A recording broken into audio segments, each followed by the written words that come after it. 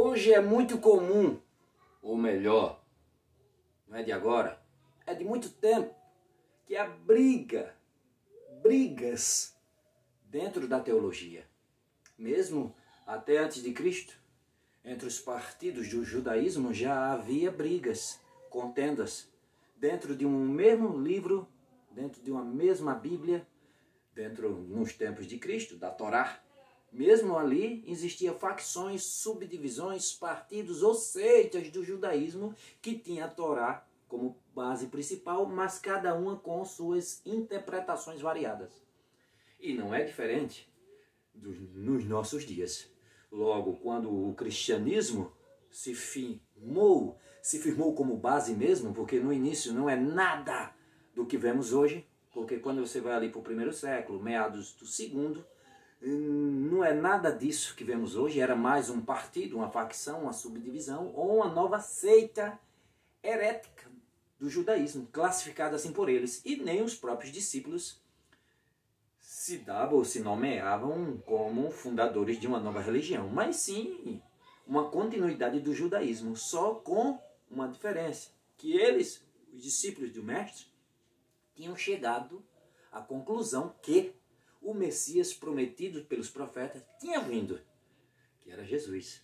E agora estavam vivendo em uma nova era messiânica. Então, essa era a diferença dos outros que esperavam e até hoje esperam. Mas era a mesma coisa, só com o passar do tempo, depois da morte dos apóstolos, e novos pensamentos gentílicos começou a adentrar a igreja ali no segundo século, novas ideias, aí começaram-se sim a tomar forma o cristianismo. E, como sempre, divisões e mais divisões, surgindo aí no segundo século, o marcionismo, Marcião, o herege, com suas ideias, que até hoje se tem, mas com outros títulos. Final do primeiro século para o início do segundo, teve uma grande força, o gnosticismo, que até hoje está aí. O passado no tempo, caindo para o terceiro século já, o arianismo de Ario, que hoje continua aí só com outro título, outros nomes, o modalismo e várias outras linhas e vertentes com ideias dentro do cristianismo a que se separam e são opostas. Nunca foi homogêneas entre si, mas sempre com pensamentos distintos. E não é diferente hoje. Hoje temos várias, hoje é que tem mesmo. Porque nos tempos ali do Senhor, logo depois do Senhor, os partidos do judaísmo ali, subdivididos, tinham uma média de 26, onde o cristianismo, nós damos esse nome, que não tinha esse nome na época, era mais um partido do judaísmo, uma seita herética, como assim eles classificavam, era mais um, completando uma média de 26 principais, que tinha mais, mas os mais eram esses. E não é diferente hoje. Aí hoje eu vi um pequeno comentário de um irmão, e através desse gancho que eu quero trazer aqui para a nossa reflexão sobre tipos de culto, sonoridades, fervor nos cultos. Cultos tradicionalistas mais tranquilos, cultos pentecostais mais acalorados. E eu vi comentário de um certo irmão, em que ele dizia: eu já fui para um culto tradicionalista muito aguado, parece uma palestra. Também já vi comentários de irmãos tradicionais que foram para igrejas pentecostais para sentir, conhecer, e não gostou. No falar dele, expressava-se que é muita gritaria, muita agonia. Será que Deus verdadeiramente está nisso?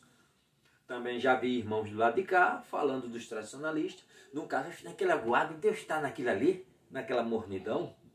Ou seja, são todos assim, lógico que não. Isso é pequenos comentários que através disso eu estou trazendo aqui para a nossa reflexão, para mostrar que eu não posso de forma alguma, eu nem vocês, delimitar ou dizer a Deus como ele tem que agir ou não.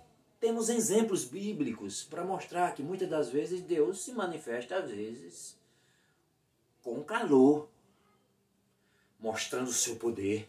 Você vê ali no caso de Moisés, quando nos tempos do Êxodo, onde o povo chegou para Moisés, vou parafrasear aqui, para ficar mais, para a gente compreender, uma história que quem conhece sabe. Moisés, só você conversa com Deus? Queremos também ouvir a voz de Deus. E Moisés conversou com Deus e Deus disse, está certo. Pediu ao povo que o quê? Santifique-se, limpe-se, purifique-se. Que daqui a alguns dias eu aparecerei a vocês. E aconteceu. Eles se purificaram, como assim Deus disse, lave suas vestes. E alguns outros artefatos e algumas outras cerimônias, requisitos eles prestaram. E depois dos dias tais, eles estavam ali diante de Deus. E Deus, naquele trovão, naquele monte fumegante, onde ele disse que ia surgir, no monte fumegante, trovões, raios e relâmpagos, mostrando o seu poder. O povo se amedrontou. Meu Deus, que poder é esse? O povo se angustiou e disse, ele vai nos destruir. Não, ficaram com medo, e se afastaram. Não, Moisés, não queremos mais ouvir a voz de Deus. Não queremos mais ouvir a voz de Deus.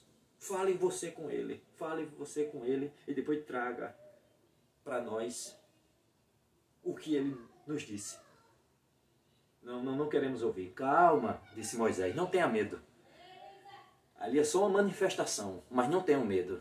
Ele quer que vocês temam ele e vejam o seu poder. Que permaneçam em suas ordenanças. Mas calma, não tenham medo. Mas eles tiveram medo, se amedrontaram daquele grande poder, daquela grande manifestação de sua glória. Agora, aí você chega aqui, ó, em 1 Reis, a partir do capítulo 11. Você chega e vê Elias.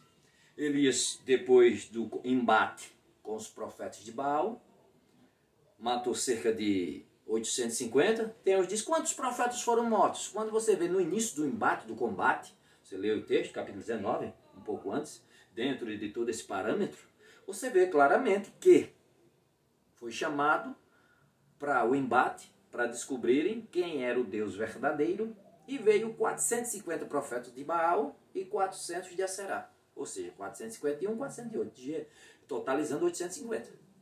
Depois do ato, que o Deus dele com certeza jamais respondeu, mas o Deus Todo-Poderoso, o grande Yahvé, respondeu com fogo. A partir daí, Elias disse, peguem todos, não deixe escapar nenhum.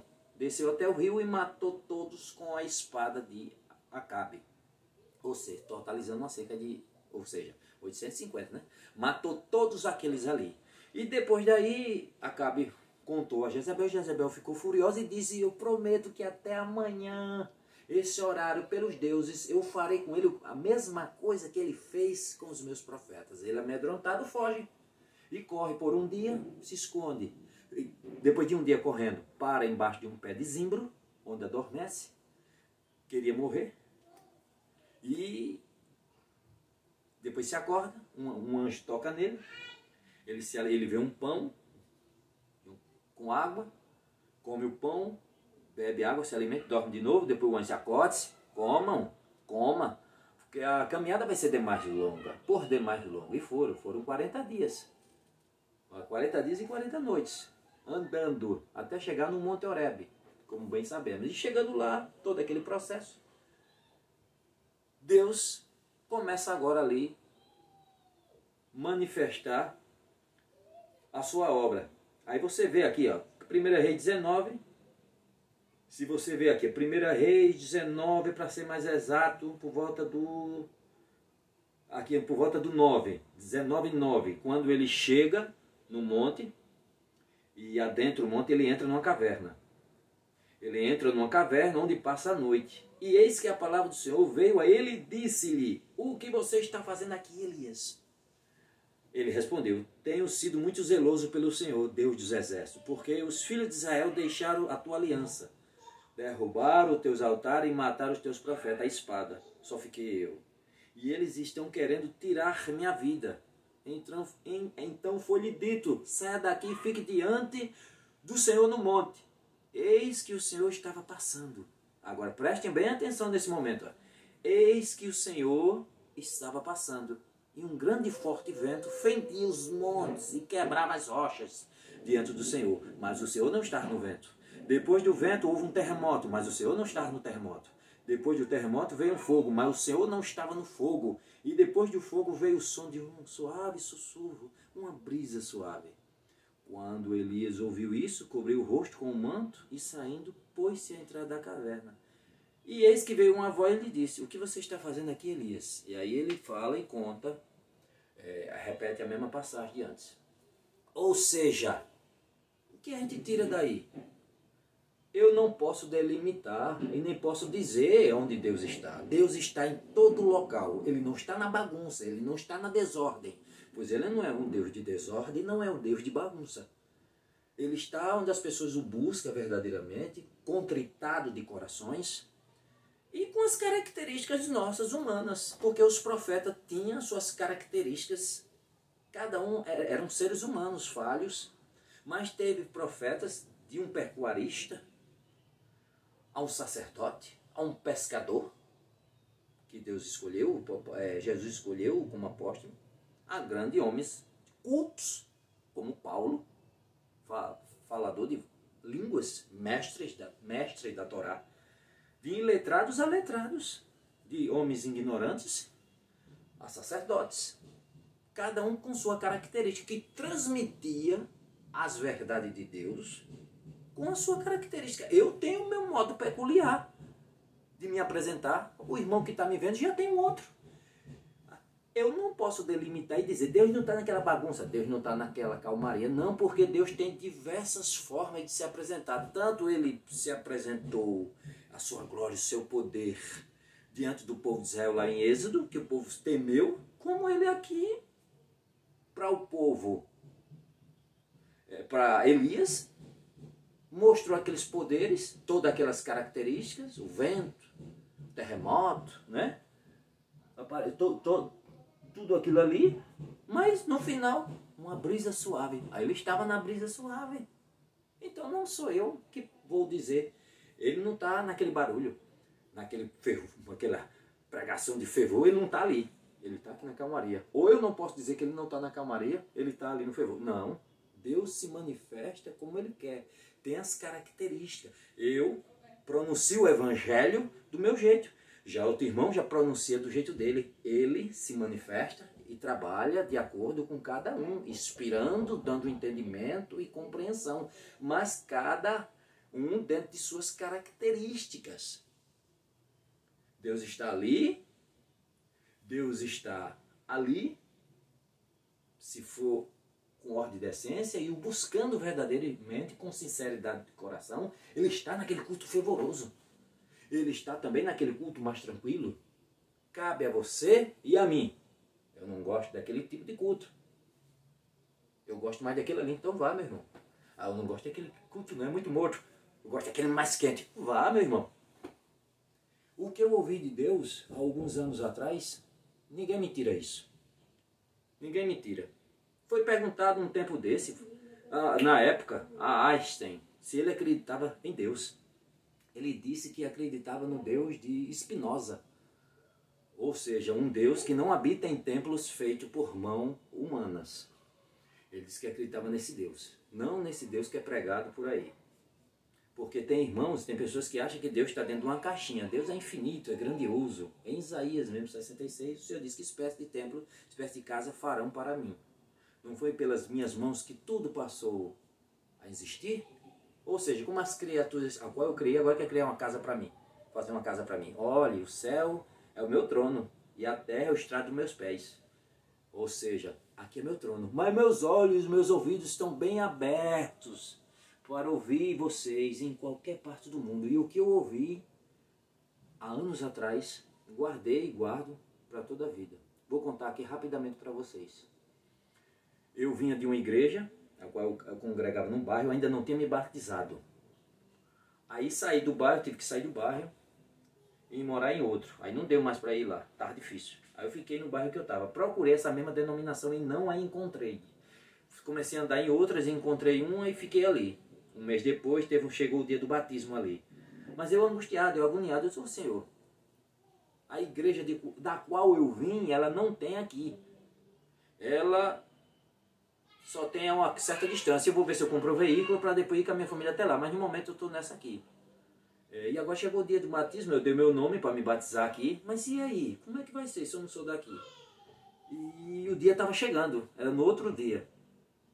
E eu angustiado, aperreado, e conversei com Deus. Na noite anterior, umas 2 noites antes, eu peguei a Bíblia. Senhor, me dá uma resposta através da tua palavra. Me dá uma resposta através da tua palavra.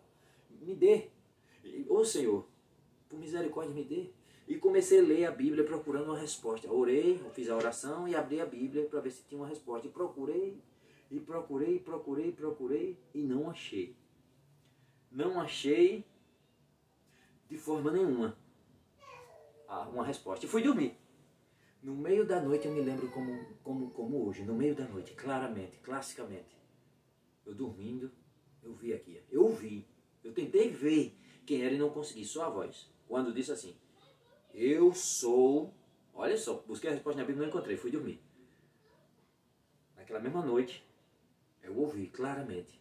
Eu sou o Senhor e Deus. E estou em todo local e em todo canto. Eu na hora tentei ver no sonho quem era, não consegui, só a voz. Aí quando foi de manhã eu abri os olhos, eu já obtive a resposta. Ou seja, você quer se batizar aí? É sincero os irmãos, tem irmãos sinceros que me amam, estão aí. Tá certo, pode se batizar. Se quer se batizar ali, tem irmãos sinceros que me amam, que me adoram, meus servos, pode se batizar, eu estou ali.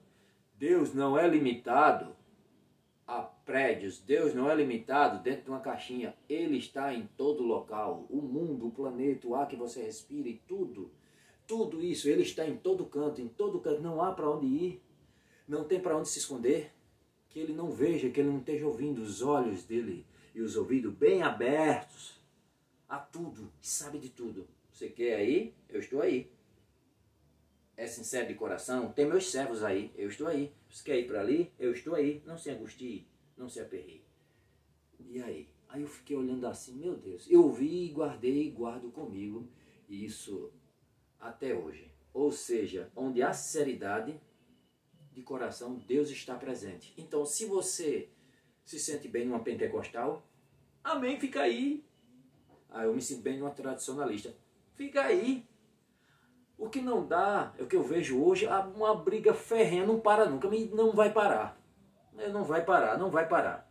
Desde os tempos antes de Jesus já era assim, nos tempos do mestre era assim. E depois do mestre continuou e continuou, séculos e séculos. Quantos? Hoje a gente fala do islamismo, que mata muita gente, mas o cristianismo matou muito mais de uma média de 1500 anos. Quantos não morreram no tempo da Inquisição?